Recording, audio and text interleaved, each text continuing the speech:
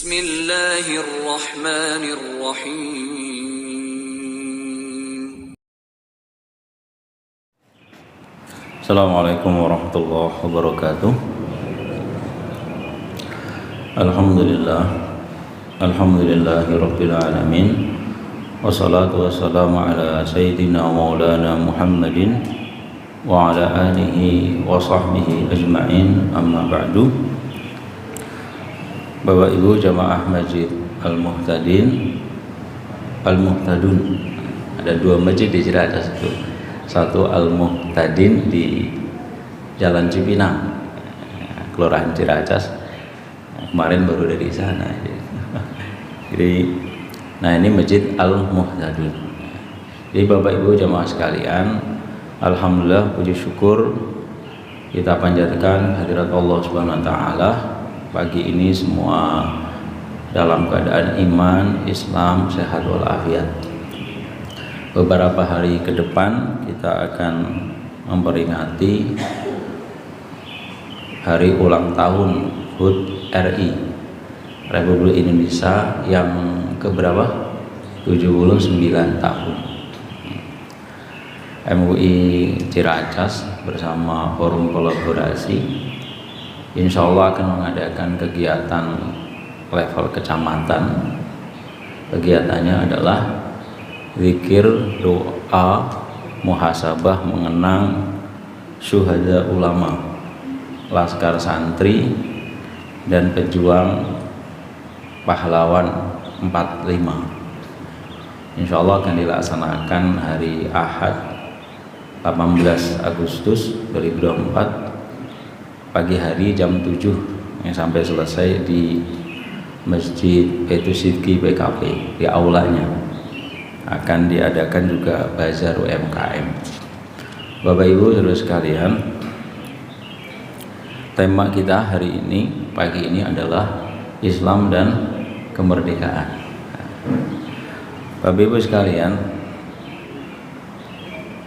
bahwa ketika Islam pertama kali disuarakan, disiarkan, didakwahkan oleh baginda Nabi Muhammad SAW, maka kondisi masyarakat di Mekah itu masyarakat yang dominan belum Islam. Nah,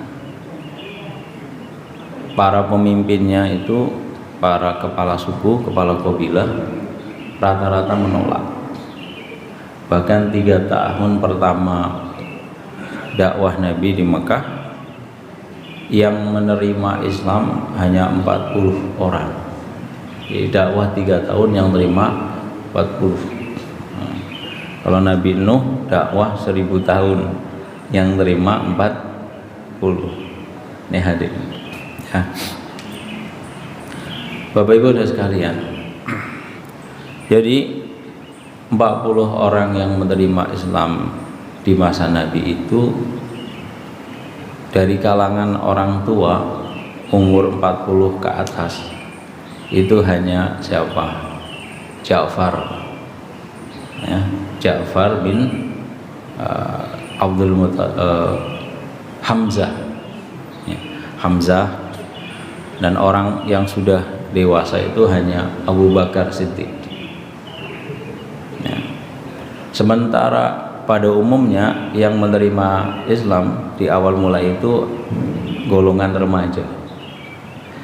Ali masih remaja lah, anak 9 tahun. Abdullah bin Mas'ud umur 14 tahun masuk Islam. Abdurrahman bin Auf belum 20 tahun. Utsman bin Affan di awal dakwah Nabi itu umur 22. Umar bin Khattab ketika beliau menerima Islam ya, kan sebelumnya marah kepada adiknya Fatimah.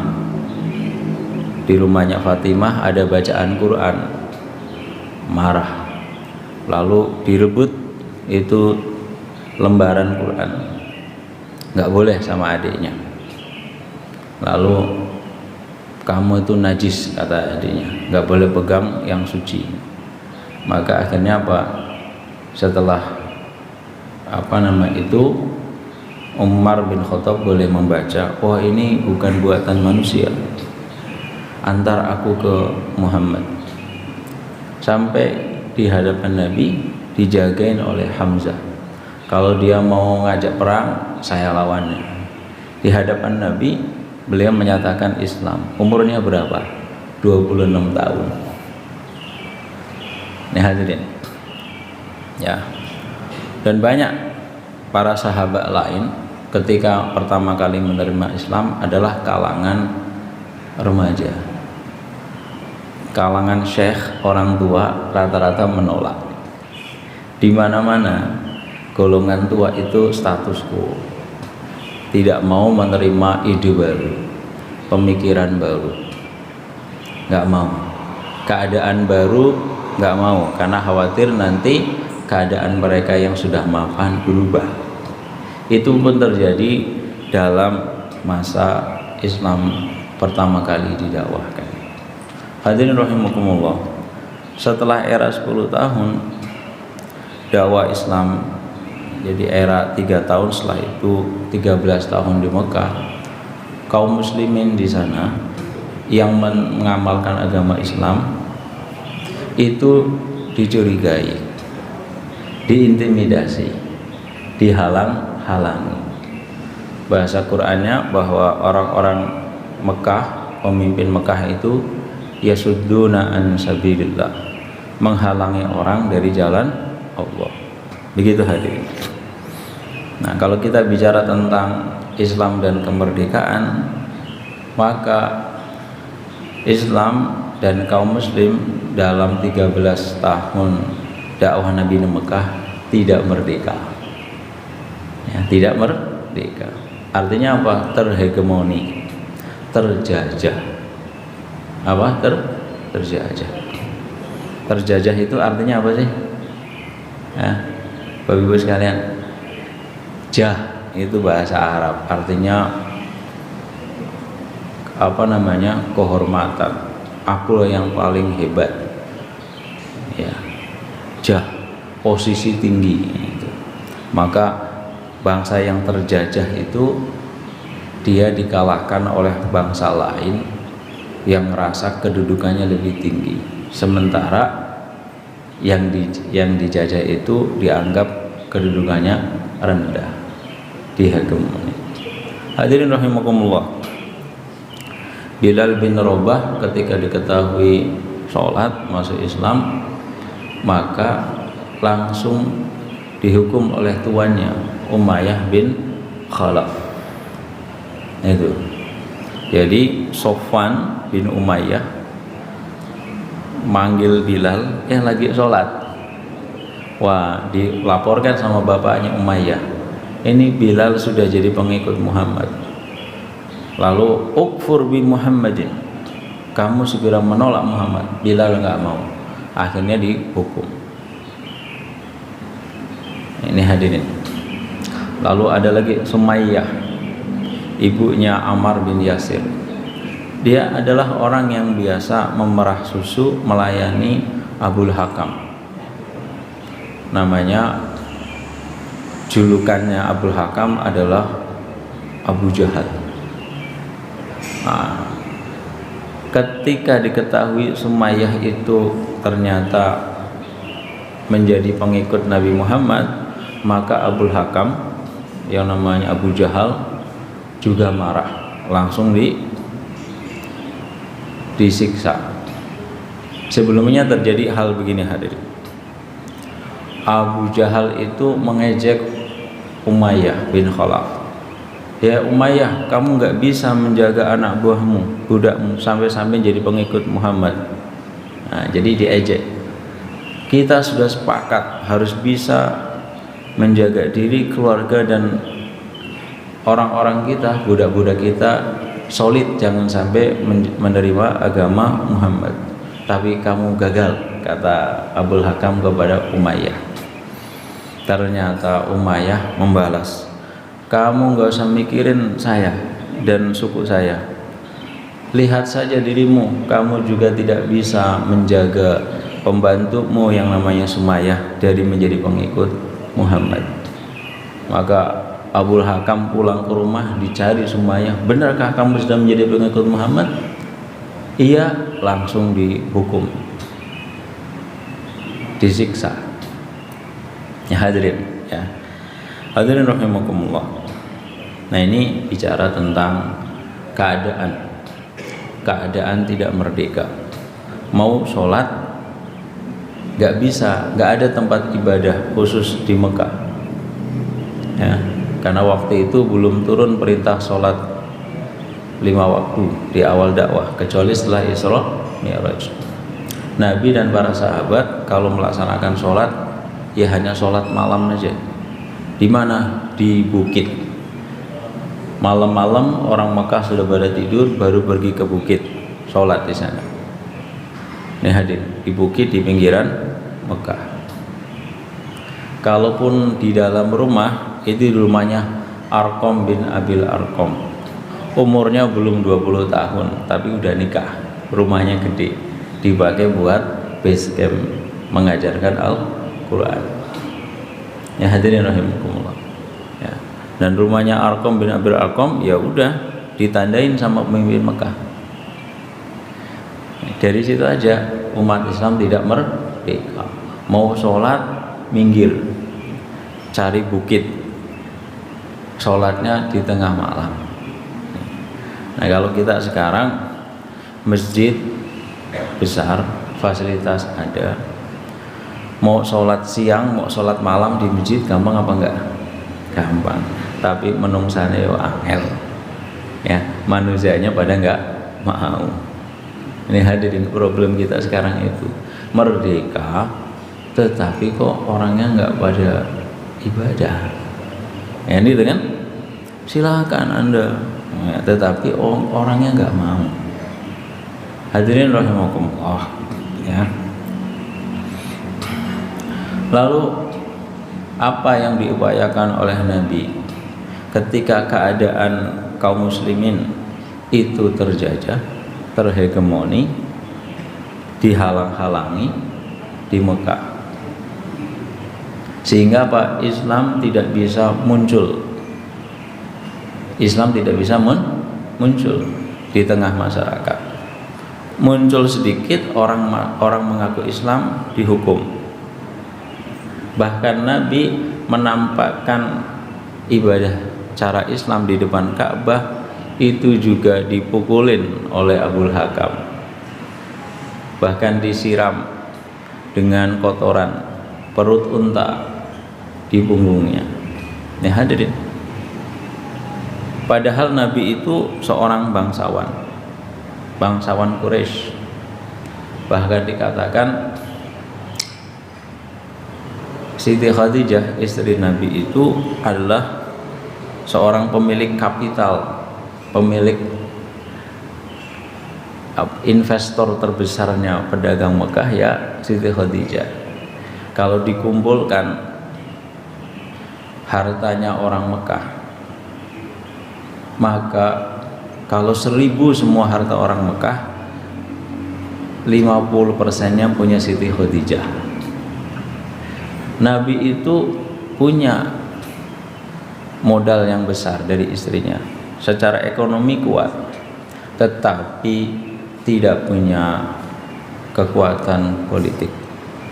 Apa tidak punya kekuatan politik? Kekuasaan ekonomi ada.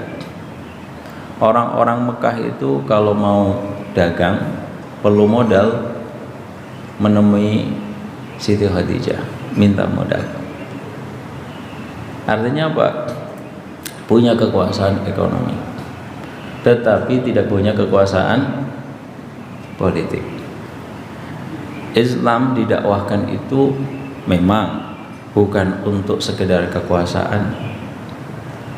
Nih hadirin, kenapa yang namanya penjajahan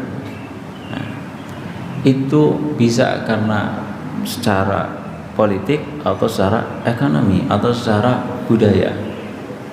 Hegemoni politik, hegemoni ekonomi, hegemoni budaya.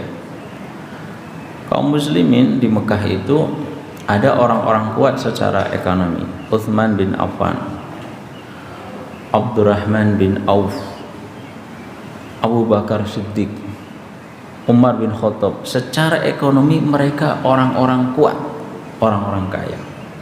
Termasuk juga baginda Nabi Muhammad sallallahu alaihi wasallam.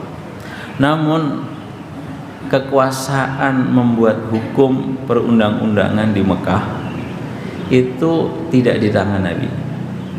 Kekuasaan hukum dan perundang-undangan ada di tangan para pemimpin kabilah.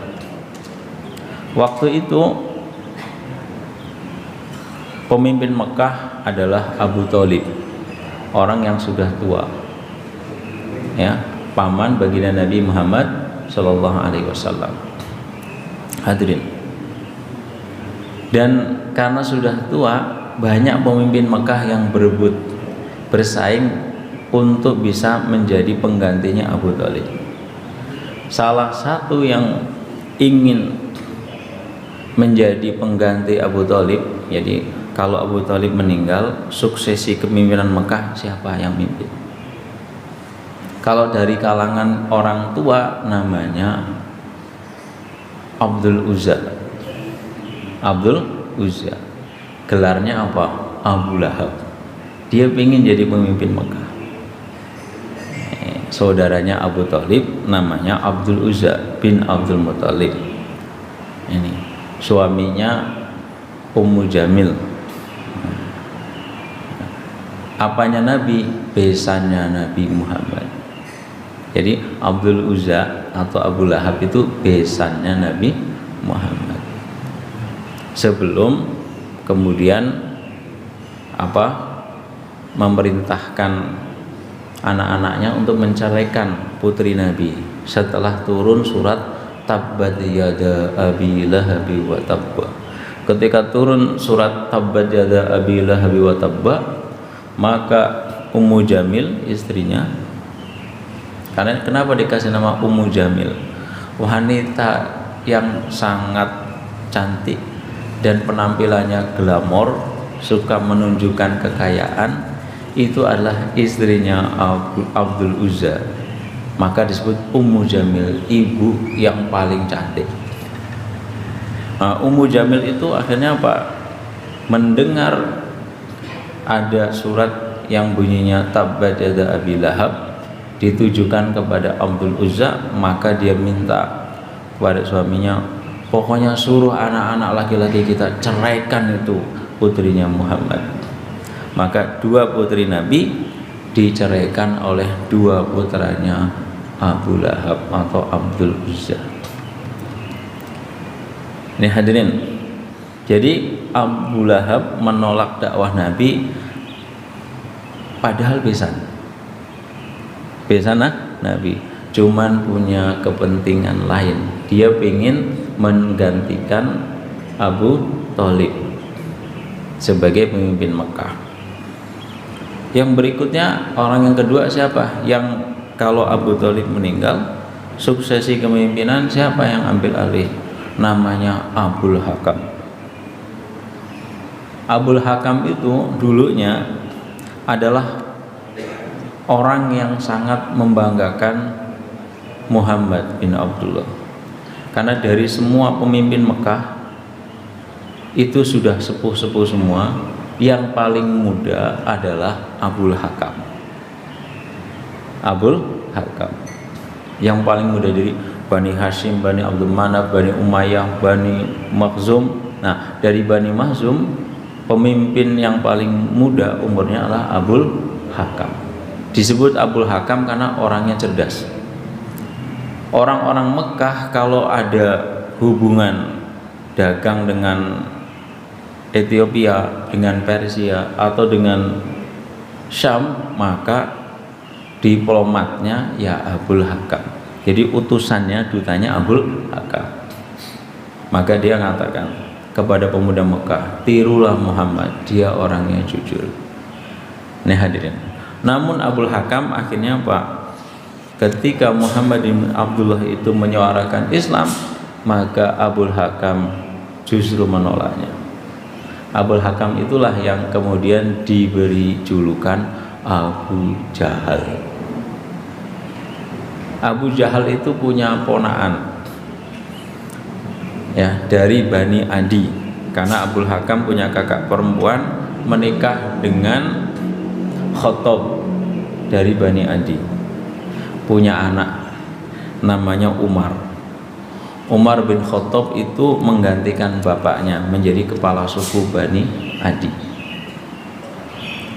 Maka dia setelah Abul Hakam yang paling muda sebagai duduk di Darun Nadwah, di Dewan di Mekah, yang merumuskan aturan-aturan di Mekah, undang-undang, keputusan politik, ekonomi di Darun Nadwah. Umar bin Khattab itu salah satu pemimpin suku yang paling muda. Umar itu juga yang mengusulkan kepada Darun Nadwah, kalau memang semuanya sepakat, ya sudah, bunuh saja tuh Muhammad. Itu sebelum Umar masuk Islam, bunuh saja Muhammad. Kalau nggak ada yang mau berani, biar saya saja yang bunuh. Jangan, nanti Bani Hashim itu akan menuntut balas. Apa kata Umar? Lebih baik satu orang yang mati, Muhammad mati dan aku mati, daripada suku Quraisy pecah gara-gara ada yang pengen agama lama, ada yang pengen agama baru. Udahlah, aku mati nggak apa-apa, yang penting Muhammad mati, udah selesai, kata Umar bin Khattab. Umar bin Khattab itu ponakannya Abul Hakam, ya, itu yang dibeli julukan Abu Jahal, namanya Amr. Jadi ponakannya namanya Umar, Abul Hakam namanya Amr. Itu. Ini hadirin rahimakumullah. Jadi kalau kita mau bicara kemerdekaan, mesti tahu sejarah ini. Oh, ternyata kita pengen merdeka, itu ada orang yang pengen yang ngalang-ngalangi kok bisa jadi orang dekat, orang terdekat. Nabi Muhammad siapa? Pamannya yang jadi besannya. Coba, Umar bin Khattab pengen Islam merdeka di Mekah, siapa lawannya? Pamannya, adik dari ibunya, namanya Amr. Coba, hadirin, maka kalau kita tahu sejarah, kita akan bisa menatap masa depan dan tidak gegabah. Ketika punya ide, gagasan, tidak langsung wes jalan aja gampang, enggak, ada perhitungan. Hadirin rahimakumullah, kan dalam mukadimah Undang-Undang Dasar bahwa kemerdekaan itu ialah hak segala bangsa karena tidak sesuai dengan pri kemanusiaan dan pri keadilan. Di antara prinsip Islam adalah al-adalah wal insaniyah, keadilan dan kemanusiaan. Apa bunyinya dalam surah Al-Hujurat? Ya ayuhan nas, inna khalaqnakum min dzakarin wa unsa wa ja'alnakum syu'uban wa qabaila lita'arafu inna akramakum indallahi atqakum, dan seterusnya. Hai manusia, kami jadikan kamu ada laki-laki ada perempuan, setelah itu berkembang, bersuku, berbangsa. Setelah banyak suku bangsa di muka bumi, biasanya nanti akan bersaing, biasanya nanti ada konflik. Maka supaya tidak terjadi persaingan dan konflik, prinsip utamanya adalah lita'arufu, hendaknya kalian saling mengenal. Ingat, yang paling mulia di antara kamu yang paling takwa, bukan yang paling berkuasa, bukan yang paling kaya. Ini hadirin, ya. Ta'aruf, mengenal. Agar kenal mesti silaturahmi, ketemu. Agar kenal lebih dalam mesti komunikasi, ngobrol. Kalau sudah ada obrolan sekali dua kali, besok bikin kegiatan bareng, namanya koordinasi, ya enggak? Jangan sampai di masjid, di dua masjid yang sama, di RW yang sama, ngadakan kegiatan yang serupa. Ini hadirin, itu berarti kurang koordinasi. Bersaing itu. Ini Pak RW, ada berapa masjid di RW-nya? Ada 5. 5-5-nya di hari yang sama mengadakan peringatan maulid yang sama, di jam yang sama, ngundang Pak RW yang sama. Kira-kira apa? Gimana sih, nggak pada ngomong apa? Nggak koordinasi? Kan gitu kan? Pada bersaing. Ini hadirin. Itu hadirin. Ya. Hadirin rahimakumullah. Jadi ta'aruf, komunikasi, koordinasi akan melahirkan soliditas, ukhuwah, persaudaraan. Hadirin rahimakumullah, keadilan kemanusiaan itu ajaran Islam. Maka tidak boleh ada penjajahan. Penjajahan di atas dunia harus dihapuskan. Umat Islam itu merasakan bagaimana penjajahan kaum kafir Quraisy 13 tahun. Sejarahnya dulu sahabat. Sampai kemudian hijrah ke Madinah. Di Madinah mendapatkan kekuasaan politik. Kenapa? Aus, Khazraj, Ansor, Muhajirin menyerahkan hak untuk mengatur kota Madinah, mengatur masyarakatnya kepada baginda Nabi Muhammad SAW. Lalu Nabi membuat aturan-aturan. Aturan yang pertama apa? Membuat perjanjian Madinah, Mitsaqul Madinah. Di Madinah ada orang Yahudi, ada orang Arab musyrik, ya, ada kaum Muslim yang mayoritas. Maka Nabi membuat satu piagam, ya, Mitsaqul Madinah, agar di Madinah itu bisa hidup aman, damai, tentram, maka semuanya harus mengikuti aturan hukum. Itu hadirin. Ini yang namanya Mitsaqul Madinah itu kemudian menjadi inspirasi Magna Charta. Magna Charta itu satu aturan yang disusun oleh pendiri kerajaan Inggris. Nirunya dari apa? Piagam Madinah. Ya, hadirin rahimakumullah. Ya, Magna Charta itu disusun oleh pendiri King Arthur, ya, Raja Inggris. Tahun berapa? Wah, Inggris itu baru tahun 1200-an. Ini hadirin. Ini hadirin, ya. Hadirin rahimakumullah. Maka perlu diingat, Nabi itu dalam piagam Madinah membuat semua orang yang tinggal di Madinah, kalau mau keluar kota Madinah harus seizin Nabi Muhammad. Mau orang Yahudi, mau orang Arab musyrik, mau Muslim, Muhajirin, Ansor, mau keluar kota Madinah harus seizin atau memberitahu Nabi.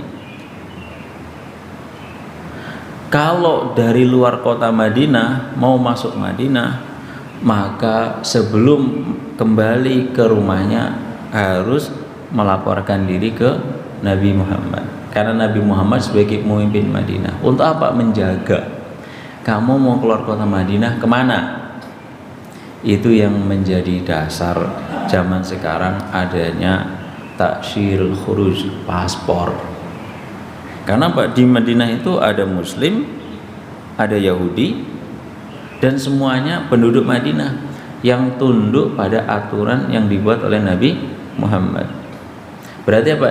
Di Madinah kaum muslimin itu sudah merdeka. Karena apa? Bisa mengatur dirinya sendiri, tidak diatur oleh orang lain. Kalau di Mekah diatur sama pemimpin-pemimpin Mekah yang musyrik. Di Madinah diatur oleh dirinya sendiri, dan pembuatan hukum seaturan diserahkan kepada baginda Nabi Muhammad SAW. Ada klausul yang bunyinya apa? Semua penduduk Madinah, Muslim maupun Yahudi maupun Nasrani maupun musyrik Arab, tidak boleh punya hubungan dagang atau hubungan politik dengan suku-suku yang bermusuhan dengan Madinah. Itu. Jadi mereka nggak boleh keluar kota Madinah dagang dengan Mekah atau dengan suku-suku yang memerangi Nabi Muhammad. Siapa-siapa yang ketahuan melakukan kontak dagang, apalagi kontak politik dengan suku-suku yang bermusuhan dengan Madinah, maka dia akan kena hukuman. Gitu hadirin, ya. Hadirin rahimakumullah. Karena apa? Hubungan antara Mekah sama Madinah secara bilateral itu nggak ada hubungan bilateral. Hubungan antar dua negara nggak ada. Hubungannya apa? Lagi deadlock, lagi ada yang namanya konflik, lagi ada perang. Meskipun Nabi membuat kontak-kontak dagang dengan Syam dan lain-lain, bahkan dengan Syam, Romawi bisa berdagang di sana, sampai kemudian Romawi ngerasa, wah ini Madinah itu sudah kuat, akhirnya ngajak perang juga Raja Romawi. Kenapa Raja Romawi ngajak perang dengan Nabi? Karena Pak Raja Romawi melihat volume perdagangan Madinah sama Syam, Madinah untung banyak. Terus yang kedua, menyebarnya Islam di sana membuat Raja Romawi yang Kristen pikir-pikir, wah akhirnya apa? Ini harus di cutnya dengan apa? Bikin aturan, lalu dengan kekuatan. Hadirin rahimakumullah, kita ini kalau ngaji pengajian di masjid, kalau hanya bahasanya hukum fikih, ya, akan berbeda dengan kalau mengkaji dari sisi yang lebih luas, tafsir dan sejarah. Gitu hadirin, karena kita tidak bisa membangun masa depan kaum muslimin tanpa basis sejarah masa lalu. Jas merah, jangan melupakan sejarah. Sekarang tagline-nya ditambah, jas hijau, jangan hilangkan jasa ulama. Itu. Jas merah, jangan melupakan sejarah. Oke, sejarahnya itu dulu ulama santri lah yang terdepan dalam melawan ketidakadilan dan penjajahan. Kan gitu kan? Itu. Orang itu berangkat ke medan perang, tanya, Pak Yai, ini kalau kami berangkat ke medan perang melawan musuh, kalau mati syahid apa enggak Pak Kiai? Mati syahid surga, maju. Itu jasanya ulama. Maka jangan hilangkan jasa ulama. Itu hadirin. Ini saya belum ngobrol ke Indonesia, ini masih basis. Artinya apa? Piagam Madinah ini jarang dibahas oleh para kiai. Padahal itu adalah satu dasar perundang-undangan, dustur atau konstitusi pertama di dunia yang menjadi rujukan dunia modern. Kalau mau membuat undang-undang dasar sebuah negara, rujukannya apa? Piagam Madinah yang dibuat oleh Nabi Muhammad SAW. Kenapa? Di situ berbeda dengan kerajaan-kerajaan sebelum adanya Nabi Muhammad. Di dalam Piagam Madinah itu diakui hak-hak orang yang beda agama. Orang Yahudi boleh tinggal di negeri Muslim yang mayoritas Muslim. Orang Kristen boleh, tapi apa? Taat pada aturan. Aturan apa? Bukan aturan agama, aturan bersama yang disepakati bersama. Maka apa? Ketika aturan sudah disusun, dipanggil, Bani Kainuqa, Bani Quraizah, Bani Nadir, lalu kemudian musyrik Arab, semuanya Waqi' tanda tangan. Yang mau tanda tangan boleh tetap tinggal di Madinah, yang nggak mau tanda tangan ya wis pindah. Kalau mau hidup bersama di Madinah, ikutin aturan. Kalau melanggar aturan itu pidana. Apa pidana, bisa didakwa. Begitu hadirin. Sebelum adanya Piagam Madinah, sistem kekuasaan politik itu didasarkan pada agama. Nah, Nabi Muhammad lahir tahun berapa? 571 Masehi. Sudah ada penanggalan Islam belum? Belum ada. Bagaimana ada penanggalan Islam? Nabi baru lahir. Kan gitu ya. Sebuah bangsa itu diyakini punya peradaban besar dan maju, sudah menjadi masyarakat kota yang enggak berpindah-pindah, sudah bisa membangun kota secara bagus jika di antara ciri-ciri utamanya dia punya penanggalan. Punya penanggalan. Kenapa penanggalan itu adalah puncak daripada peradabannya, sehingga dia tahu kapan musim hujan, kapan musim kering, kapan beribadah begini, kapan arah bintang, itu dari penanggalan. Nih, ketika Nabi mendakwahkan Islam, penanggalannya ikut penanggalan Romawi atau Persia sebagai adidaya masa itu. Orang Romawi kerajaannya berdasarkan Kristen, yang enggak Kristen sikat, itu kerajaan Romawi. Lalu Persia, Sasanid, kerajaan Majusi. Pokoknya negara yang nggak mau ikut Majusi sikat, habisin. Begitu hadirin. Di Jawa, ketika Nabi Muhammad lahir tahun 571, ada kerajaan apa? Bapak Ibu sekalian, ini di Jakarta nih, Cibubur, di Jawa nih. Ketika Nabi Muhammad lahir tahun 571, ada kerajaan apa di sini? Wah, itu dia. Di sini sudah ada kerajaan Tarumanegara. Dari tahun 325 ya sampai abad ke-7 tahun 600-an. Itu kerajaan Tarumanegara yang berbasis kepada Hinduisme. Sebelum Tarumanegara ada kerajaan Salakanagara. Di sana di ujung barat Pandeglang sana, kerajaan Salakanagara. Itu sudah mampu membuat satu penanggalan, namanya penanggalan Saka.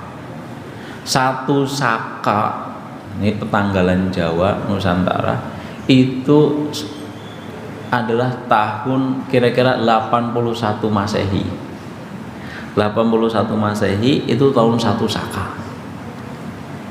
Kalau 1 Hijriyah tahun berapa Masehinya? Bapak sekalian, 1 Hijriyah sekarang kan 1446 Hijriyah. Tahun 1 Hijriyah itu adalah tahun 622 Masehi. Berarti ketika Nabi hijrah dari Mekah ke Madinah, di Jawa sini itu masih ada kerajaan Tarumanegara. Baru setelah itu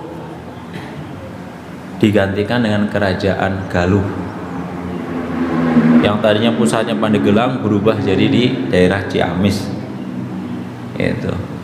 Lalu Galuh pecah menjadi kerajaan Galuh dan kerajaan Sunda. Itu di masa Imam Syafi'i, Imam Malik itu di sini ada kerajaan Galuh dan kerajaan Sunda. Sampai kemudian di Sumatera berdiri kerajaan Sriwijaya. yang juga kemudian kerajaan Buddha di Sriwijaya menyerang kerajaan Galuh dan Selat Sunda di Jawa. Akhirnya Jawa dikuasai kerajaan Buddha, kerajaan Hindunya kalah. Itu. Tetapi Raja Sriwijaya punya kontak dagang dengan Syam di masa Khalifah Muawiyah bin Abi Sufyan, kirim surat ke sana, ada hubungan dagang. Akhirnya banyak orang-orang Islam datang ke Sumatera menyebarkan Islam. Itu hadirin. Jadi Islam masuk ke Nusantara itu sejak zaman Khalifah Muawiyah bin Abi Sufyan tahun 600-an. Itu hadirin. Jadi Khalifah Muawiyah itu menjadi khalifah itu kira-kira tahun 39 Hijriah. Berarti kalau Masehinya ya 644 Masehi. Ini hadirin ya, di Sumatera Sriwijaya di sini nih. Nah, jadi sebelum Islam itu kekuasaan itu didasarkan agama, Majusi atau Hindu atau Buddha. Nah, Nabi Muhammad itu membangun kekuasaannya itu silahkan tinggal di wilayah Islam di Madinah. Mau tetap Yahudi monggo, mau tetap Kristen monggo, mau tetap Buddha silahkan, tetapi ikut aturan bersama Mitsaqul Madinah. Siapa yang dominan memimpin? Kaum muslimin, karena yang bisa berlaku adil. Begitu. Ya hadirin rahimakumullah ya.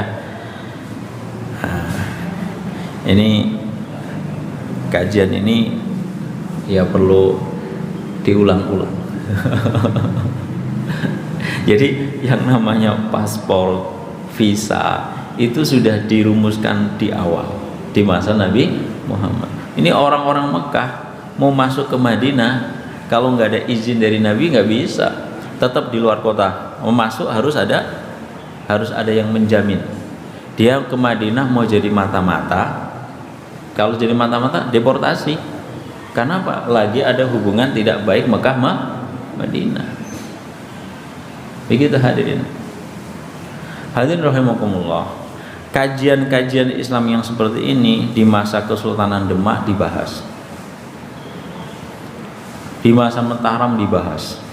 Maka ketika di era setelah Sultan Fatah, ketika diketahui bahwa Portugis mau memonopoli perdagangan di Malaka, sehingga kapal-kapal dari Maluku, dari Jawa mau dagang sampai ke luar itu dipersulit oleh Portugis, maka Pati Unus, Pangeran Sabranglor bikin 1000 kapal untuk melawan Portugis. Portugis itu memonopoli perdagangan, berarti menguasai perekonomian, lalu melemahkan Kesultanan Melaka. Yang berikutnya apa? Menyebarkan agama Katolik. Itu hadirin ya. Ini wawasan ulama dulu. Oh, kalau begitu, kalau dia mau ngelawan, ayo lawan, pedang sama pedang. Tapi kalau mau hidup bareng, ya monggo. Sama ketika VOC itu bikin benteng di Sunda Kelapa, karena waktu itu kerajaan Pasundan punya kontak sama Portugis sama Belanda untuk mengimbangi Demak. Ya, mengimbangi Demak. Sama kayak kerajaan Blambangan kontak sama Portugis untuk mengimbangi Kesultanan Demak. Itu. Ini hadirin. Akhirnya apa? Di Sunda Kelapa VOC bisa bikin benteng, lalu ingin memonopoli perdagangan yang tadinya dari Kesultanan Lampung, Banten, Banjar, lalu Demak, Ampel, Maluku bebas, dihalang-halangi sama VOC sama Belanda. Sultan Agung langsung perang lawan Belanda. Itu hadirin. Sultan Agung. berapa banyak pasukan dikirim untuk melawan Belanda. Karena apa? Belanda itu ingin memonopoli, ingin menjajah, ingin menguasai ekonomi. Setelah itu ingin menguasai politik. Itu hadirin, ya. Berapa kali tahta Kesultanan Banten itu Pangeran Antasari itu ya dikudeta oleh Sultan Haji yang didukung oleh VOC. Nah, itu. Ini hadirin. Setelah Sultan Agung turun tahta karena wafat, naik Amangkurat I. Amangkurat I bikin perjanjian sama VOC. Itu bikin perjanjian sama VOC karena apa? Selama perang kas negara habis, perang juga belum selesai, ya. Lalu Amangkurat I kebijakannya adalah hentikan perang, lalu perbaiki ekonomi. Biasanya begitu, ya. Hentikan perang, perbaiki ekonomi. Ternyata banyak yang protes sama Amangkurat, yang protes disikat. Di antaranya Pak 6.000 ulama protes menolak berhenti perang. Akhirnya apa? Dikumpulkan di alun-alun Kesultanan, dalam tempo 1 jam mati semua, dibantai, tusuk pakai keris. Kenapa para ulama protes? Soalnya Amangkurat menghentikan perang, habis itu bikin kesepakatan sama Belanda. Setelahnya apa? Ya tadi, ya, Belanda mulai bisa mengatur politik kesultanan. Siapa yang naik, siapa yang turun, begitu hadirin. Nah ini kalau bahas begini mulai ngeri-ngeri nih. Jadi ingat hadirin, ya, yang menolak penjajahan garda terdepan ulama, dan korbannya 6.000 ulama pertama, ya, dibantai. Setelah itu Amangkurat I apa yang dilakukan? Semua galangan kapal yang ada di pantai utara nggak boleh lagi bikin kapal-kapal yang panjangnya sampai 100 meter, karena perjanjiannya sama Belanda. Dulu itu kapal-kapalnya Belanda sama kapal-kapalnya Demak lebih gede Demak, lebih gede punya Mataram, lebih panjang, lebih besar. Ini hadirin. Namun setelah Amangkurat berkuasa, nggak boleh ada galangan kapal yang bisa bikin kapal lebih besar. Semuanya dibakar, dihancurin. Dengan alasan apa? Para pemimpin di sepanjang pantai utara itu selalu pengen perang sama Belanda, sementara Amangkurat pengen berhenti. Dan mereka itu berkali-kali memberontak terhadap Mataram, termasuk adipati dari Trunojoyo Madura. Itu hadirin. Nah, kebijakan politiknya habisin. Hadirin rahimakumullah. Nah, bahwa penjajahan kemerdekaan itu bukan sekedar dari bangsa asing. Kalau hanya dari bangsa asing jelas boleh lawan. Tetapi kalau hegemoni, ketidakadilan dilakukan oleh bangsa sendiri, ini yang akan menimbulkan lama. Ya hadirin. Hadirin rahimakumullah. Kan dulu ada omongan Indonesia dijajah Belanda berapa tahun? 350 tahun. Siapa yang mempopulerkan? Bung Karno. Apakah betul kata Bung Karno? Bung Karno sendiri supaya ada semangat melawan Belanda. Nyatanya enggak 350 tahun. Enggak. Belanda itu tahun 1600-an datang ke sini dagang. Lalu kemudian akhirnya apa? Karena Belanda kalah perang, ya, kalah perang melawan apa namanya Perancis, maka Perancis lah gubernur jenderalnya Jefferson. Perancis kalah perang melawan Inggris, Raffles lah jadi penguasanya. Lalu Raffles diganti sama Londo lagi. VOC itu organisasi dagang. Jadi waktu itu kerajaan Belanda baru kalah perang tahun 1600-an. Dan ada bekas-bekas Knight Templar. Knight Templar itu apa? Pasukan salib yang bukan orang Kristen. Pasukan salib memerangi kaum muslimin di Palestina. Tetapi mereka itu Kristen yang aneh. Ngakunya Kristen tapi punya doktrin kalau mau masuk Knight Templar harus meludahi salib. Harus meludahi tanda salib. Itu Knight Templar. Rata-rata itu orang Yahudi Askenazi. Yahudi Askenazi. Orang Yahudi yang bukan dari 12 suku Bani Israel. Jadi bukan Bani Israel tetapi menganut agama Yahudi. Ini orang-orang Yahudi ini nggak punya tanah di Eropa, diserang atas perintah Paus. Mereka nggak punya tanah, nggak punya negara, tetapi mereka punya potensi untuk dagang. Mereka bisa dagang. Cuman kalau dagang, kalau nggak punya bendera sebuah negara, nggak punya izin, kalau saya nggak punya izin tambang, nggak bisa nambang.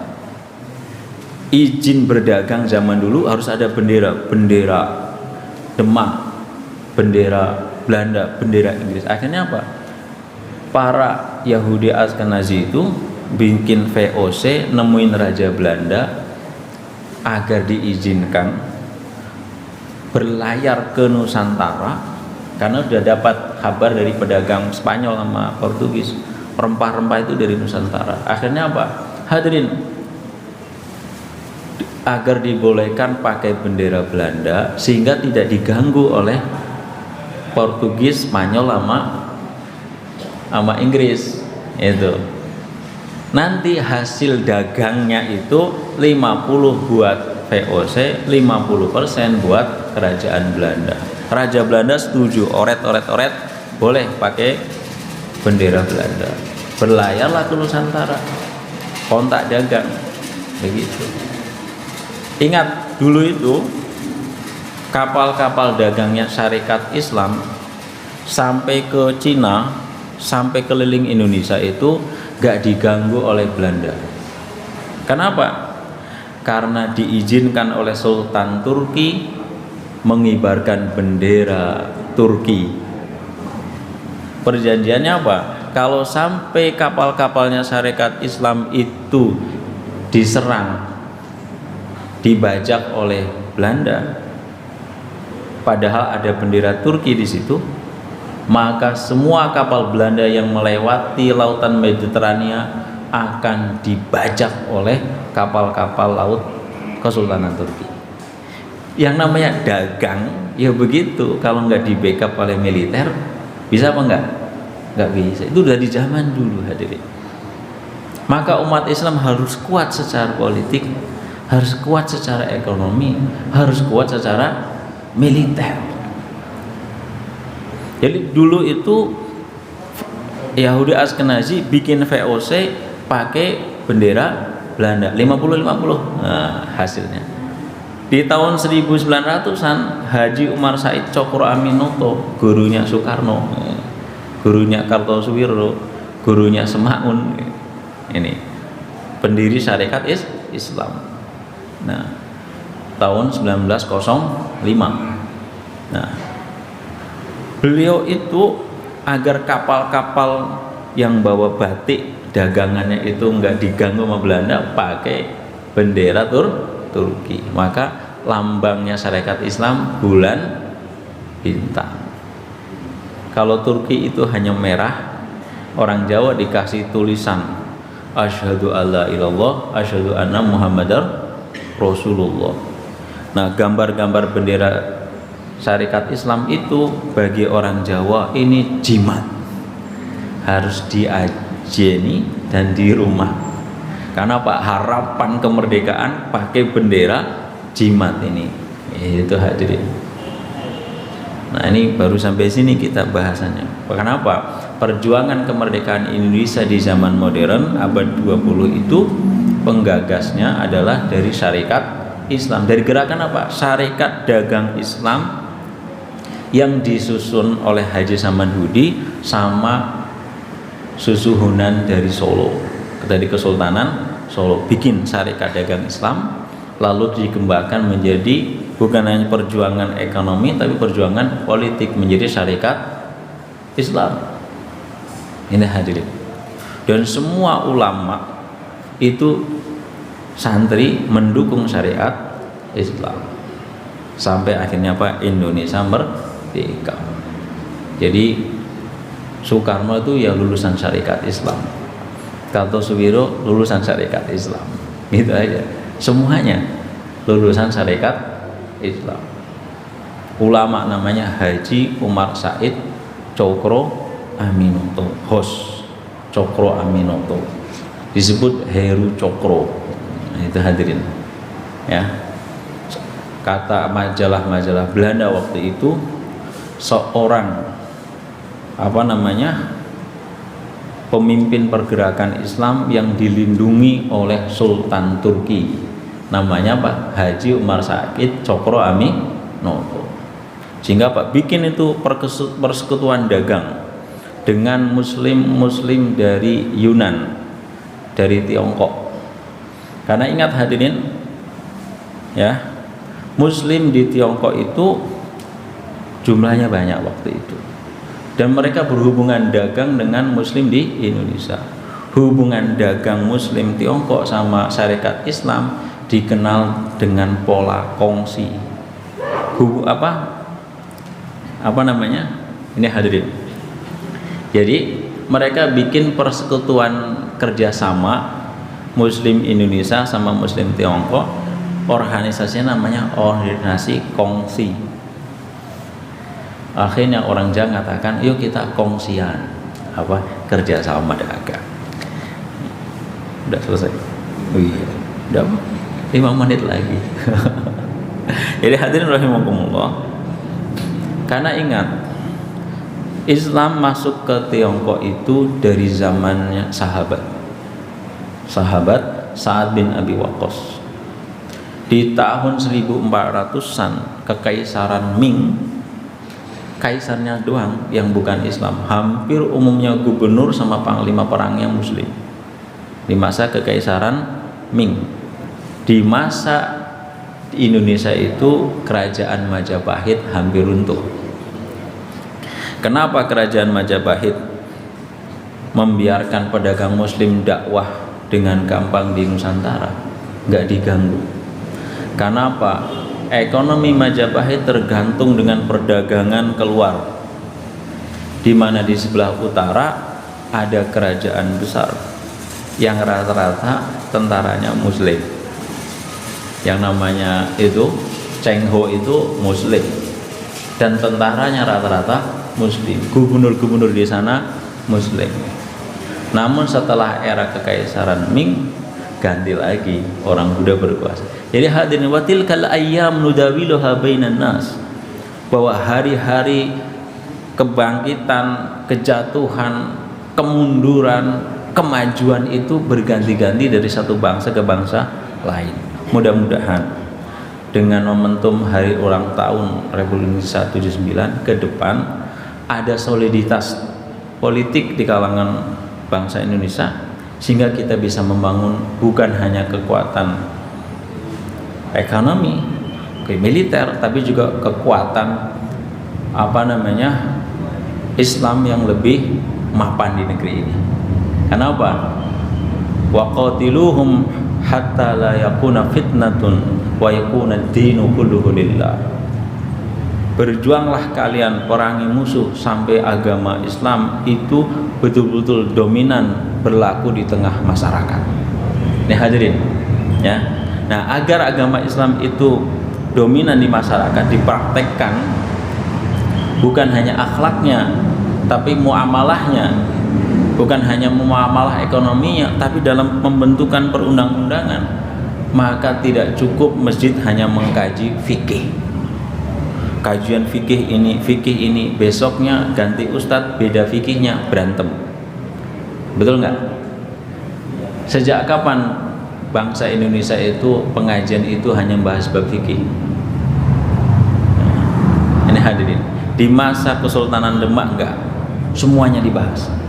Ya di era penjajahan Belanda dibatasi pengajian itu cukup perkara hukum.